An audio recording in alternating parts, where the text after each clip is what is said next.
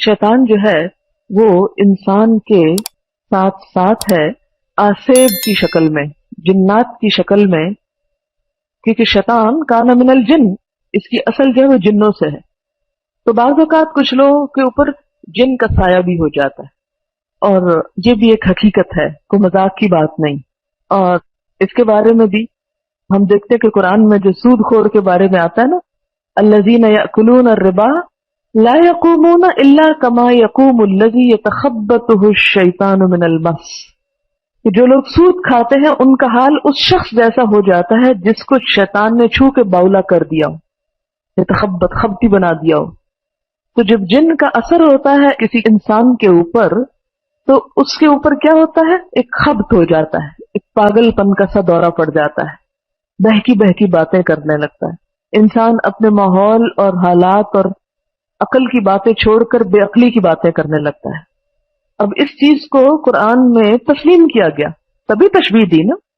अगर जिन की वजह से इंसान खबती ना हो और जिन नाम की कोई चीज ना और ना असरात हो, तो कुरान क्यों कहे कि उसका हाल उस शख्स का हो जाता है जिसे जिन पड़ गया हो। तो इससे पता चलता है कि बाज़ औक़ात जिन्नात इंसानों के ऊपर कंट्रोल करना चाहते हैं, उनके ऊपर हावी हो जाते हैं, हायल हो जाते हैं।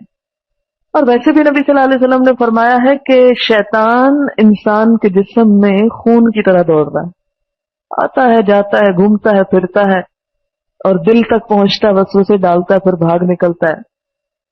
इमाम अहमद बिन हंबल के साहबजादे अब्दुल्लाह कहते हैं, मैंने अपने वालिद से कहा, कुछ लोग कहते हैं कि जिन आसेब ज़दा के जिस्म में दाखिल नहीं होता।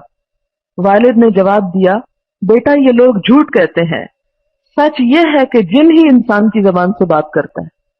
बाज़ को जब किसी को जिन पड़ जाता है तो वो इंसान बोलने लगता है, और दरअसल वो इंसान खुद नहीं बोल रहा होता, और जिन बोल रहा होता है। उसके अंदर आवाज इंसानों जैसी होती है, लेकिन जो बातें उसकी बहकी बहकी ऊट पटांग आगे पीछे की हो रही होती है, वो सेंसिबल आदमी नहीं कर रहा होता। और इस चीज से डरना नहीं चाहिए, ना घबराना चाहिए। ये मैं इसलिए कह रही हूँ कि अमूमन अगर किसी शख्स को हम देखें कि उसका ये हाल हो गया, तो हम हाँ हाँ करके पीछे भाग जाते हैं कि कहीं हमको भी ना पड़ जाए, या हम खौफजदा हो जाते हैं, या परेशान हो जाते हैं, हाथ पांव फूलने लगते हैं, जिस्म से जान निकलने लगती है, तो पता नहीं क्या चीज हो गई है ये। उससे क्यों परेशान हो रहे हो, वो तो आपके अपने जिस्म में भी दौड़ रहा है। अब बताएं, जस्ट लाइक नॉर्मल, उसे नॉर्मली ट्रीट करें। और अगर आप डर के बैठ गए तो जिनको पता चल जाएगा आप डर रहे हैं, उसको छोड़ के हो सकता है आपके पीछे आ जाए। इसलिए जिन से निपटने का सबसे आसान तरीका ये है कि वो आपसे कमतर मखलूक है, कमतर। यही तो कह रहा है, हाज़ल्लज़ी कर्रमता अलैया, ये जिसे तूने मुझ पे इज्जत दी है, मुझ पे फजीलत दी है। यही तो झगड़ा था, यही तो झगड़े की बात हुई, और आपने उसकी बरतरी तस्लीम कर ली, तो फिर आप पे क्यों ना हमला आवर हो। इसलिए हमेशा याद रखिए, कभी अंधेरे में जाते हुए मत डरें। अगर ख्याल आए डरने का, तो आप कहें कि जिससे मैं डर रही हूं मैं उससे ज्यादा ताकतवर हूं, उससे ज्यादा अल्लाह ने मुझे फजीलत दी है, इसलिए मैं किसी चीज से नहीं डर। और जब आप ये कहेंगे तो आप देखेंगे आपके अंदर एक ऐसी कुव्वत आएगी जो वाकई आपका डर निकाल देगी। मेरे वालिद अपना एक किस्सा सुनाते हैं कि वो जब पढ़ने जाया करते थे बचपन में, तो उनको सुबह के दूर जाना होता था, तो बहुत अर्ली उठते थे, यानी अजानों से पहले उन्हें अपना सफर शुरू करना पड़ता। जब हम बचपन में डरते थे ना कि हाय जिन आ गया और जिन ने ये कर दिया, करते थे, डरने की जरूरत नहीं। देखो मैं जब छोटा था ना, तो जिन से इस तरह निपटता था, बाज़ वक़्त मैं जा रहा होता था तो पीछे ना मुझे अपने किसी के चलने की आवाज आ रही होती थी, और वहां कोई नहीं होता था, और फिर बाज़ वक़्त आवाजें आने लगती थी, हमें भी साथ ले चलो, हमने जाना, कभी औरत की आवाज कभी मर्द की आवाज। तो मैं नीचे से एक पत्थर उठा के और पीछे पलट के कहता था चले जाओ यहां से, और फिर खत्म हो जाता था, कुछ भी नहीं होता था। अगर इंसान अगले दिन आना छोड़ दे, या डर के बैठ जाए, या उधर बेहोश होकर गिर जाए, तो जाहिर है उनकी तो मौज हो गई, जो वो करना चाहते थे आपने करवा दिया उनसे। इब्न तैमिया कहते हैं, अहमद बिन हंबल ने जो बात कही वो मशहूर और मारूफ है।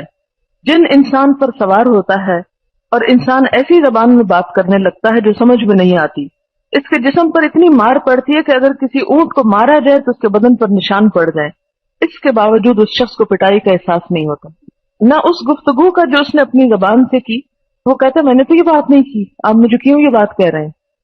آصیب زدہ شخص کبھی تو دوسرے انسانوں کو گھسیٹتا ہے، کبھی جس چیز پر وہ بیٹھا ہوتا ہے اس کو کھینچنے پھاڑنے لگتا ہے، کبھی دیو ہیکل مشینوں کو ایک جگہ سے دوسری جگہ منتقل کر دیتا ہے، اس کے علاوہ اور بھی بہت سی حرکتیں کرتا ہے۔ جو شخص اس کا بچشم خود مشاہدہ کرے گا اسے معلوم ہو جائے گا کہ جو چیز انسان کی زبان سے بات کر رہی ہے اور ان چیزوں کو الٹ پلٹ کر کے رکھ دیتی ہے وہ انسان کے علاوہ کوئی اور مخلوق ہے، وہ انسان نہیں۔ ابن تیمیہ رحمہ اللہ مزید کہتے ہیں کہ ائمہ مسلمین میں کوئی بھی اس بات کا منکر نہیں تھا کہ جن آصیب زدہ شخص کے جسم میں داخل ہوتا ہے، یہ سب یہ مانتے ہیں ائمہ علماء کرام۔ جو اس کا انکار کرے اور یہ دعویٰ کرے کہ شریعت اس کو نہیں مانتی وہ شریعت پہ تہمت لگاتا ہے۔ شرعی دلائل میں کوئی ایسی بات نہیں ملتی جس سے اس کی تردید ہوتی ہو۔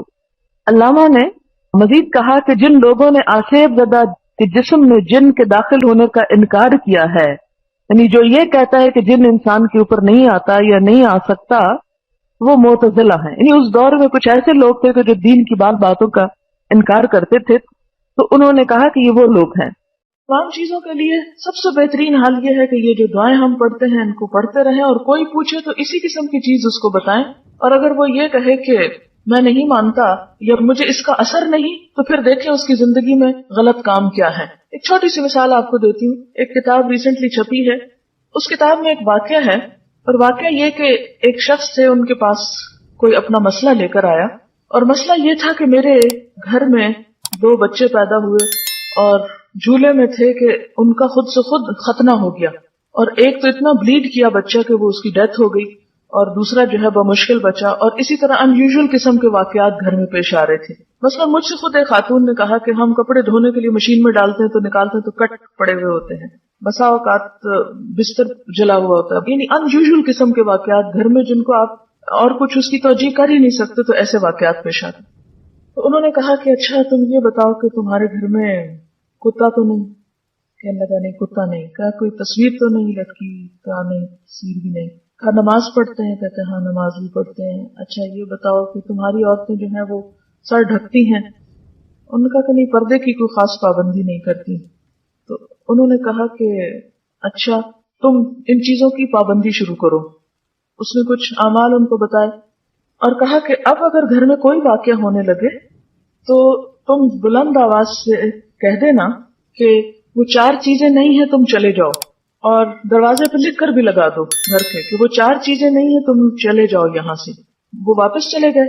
واپس جا کر جب گھر میں اسی قسم کا ہنگامہ ہونے لگا تو انہوں نے اسی طرح بلند آواز سے کہا کہ وہ 4 چیزیں نہیں ہیں تم چلے جاؤ، اور وہ جنات چلے گئے۔